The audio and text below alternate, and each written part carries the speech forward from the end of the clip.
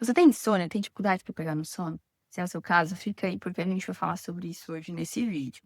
Meu nome é Esther, eu sou médica geriatra e hoje a gente vai falar sobre insônia e higiene do sono.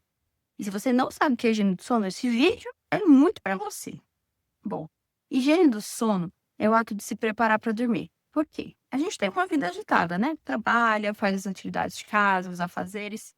E aí a gente para de fazer o que está fazendo e deita esperando que o corpo tenha um interruptor, que o cérebro tenha um interruptor de entender que, opa, estava acordado e agora é hora de dormir. Mas infelizmente não funciona assim. A gente precisa mostrar para o nosso corpo, para o nosso cérebro que está na hora de dormir. A gente precisa ir desligando aos poucos. Isso se chama higiene do sono, é o ato de se preparar para dormir. Antigamente isso era feito de uma forma mais natural, porque não tinha tanta luz artificial, por exemplo, né? Não existia assistir televisão até tarde, muitas vezes bem antigamente. Mas hoje em dia a gente peca muito na higiene do sono. Existem várias causas para insônia, mas a disparado mais comum é realmente erros na higiene do sono.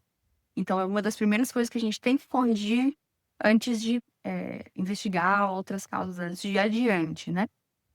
Então aí a gente vai falar um pouco mais sobre a higiene do sono. Existem várias coisas relacionadas à higiene do sono, né, mas um dos grandes vilões hoje em dia é o uso de telas. O que são as telas?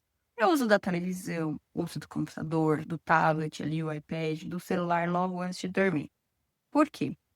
As telas, elas têm um tipo de luz branca que é emitida, que acaba inibindo a produção do hormônio do sono. Ou seja, se a gente fica assistindo aquela série até a hora de dormir, se é na cama, pior ainda. Se a gente fica no celular, no Instagram, até a hora de dormir, se a gente fica assistindo vídeo até a hora de dormir, a gente, além de não estar ajudando o nosso corpo a mostrar para ele que tá na hora de dormir, de ir desligando, a gente ainda inibe a produção do hormônio do sono. Não faz sentido nenhum.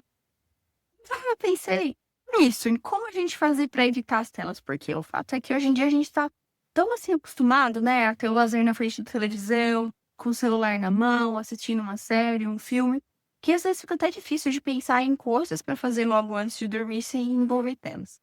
Então, no vídeo de hoje especificamente, eu vou trazer 10 ideias de atividades para se fazer logo antes de dormir, sem envolver telas. Lembrando que as telas devem ser evitadas na meia hora antes de dormir. Então, se eu sei que, por exemplo, eu costumo deitar às 10h30 da noite, eu tenho que desligar as telas até às 10 da noite.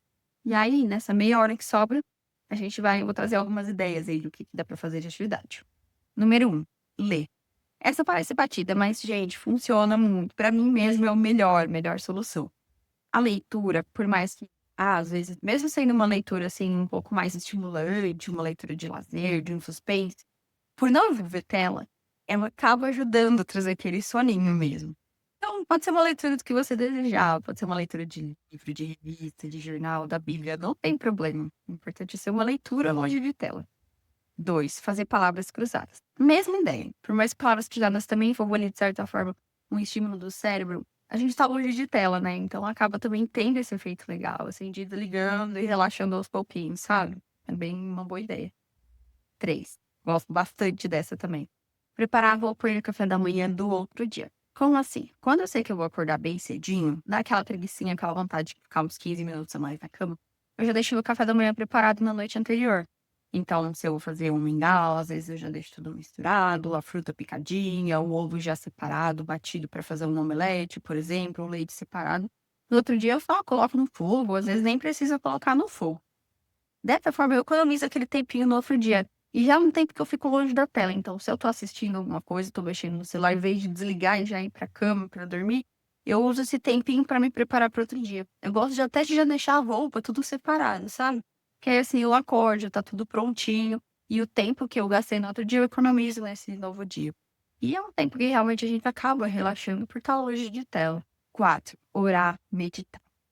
Se conectar com um ser superior, com Deus, isso é sensacional, assim, é um momento que a gente relaxa, pode até ser já mais ou menos na cama, faz aquele momento, às vezes até mesmo rever o que a gente fez no dia, pensar, raciocinar, fazer uma boa reflexão em cima disso.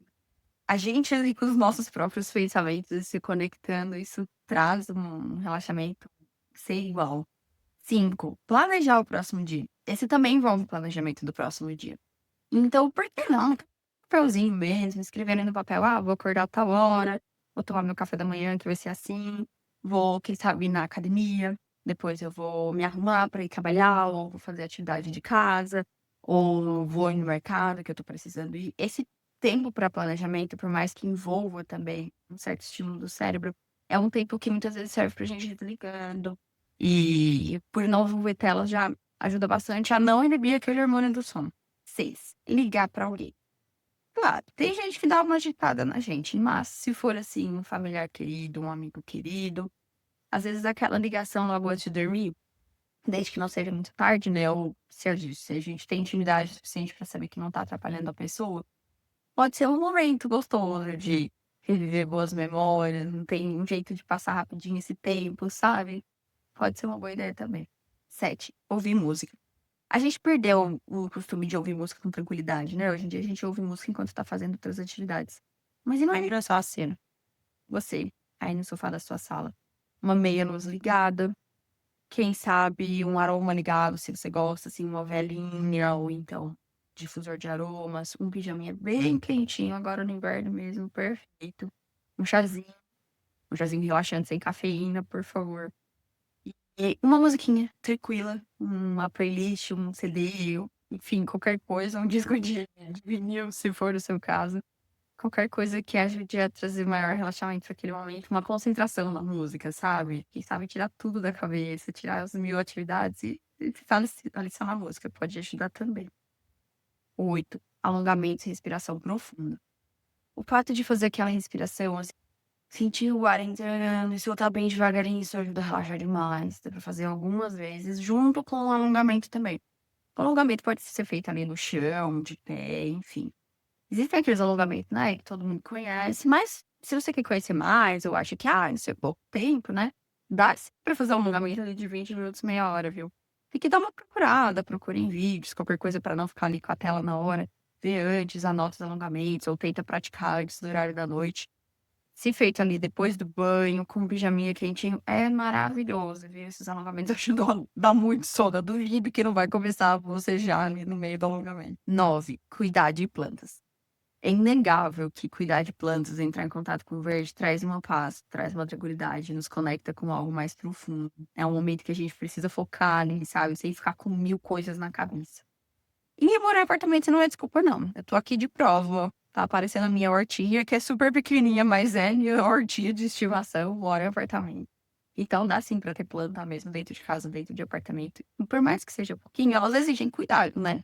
Exigem poda, exigem limpeza do vasinho, exigem, adubação, exigem, rega. E tudo isso, esse tempo a gente pode deixar pra fazer de noite. Quem sabe em vez de: "Terminei de assistir minha série, já vou deitar", não. Vou cuidar das minhas plantinhas, esse momento pode ser bem relaxante. E 10, ouvir rádio ou podcast. Ouvir rádio é um costume muito grande de antigamente, né. Hoje em dia, às vezes, a gente não conhece muito bem as rádios que tem na cidade, mas o podcast tá aí pra isso também, é um bom substituto. Hoje em dia existe podcast de tudo que se puder imaginar, qualquer assunto.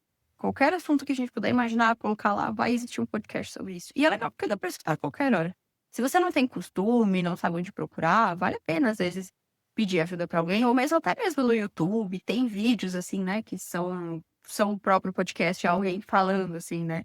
E aí, como é tela, deixa a tela virada, fica só ouvindo ali aquele momento, né, aquele podcast no YouTube.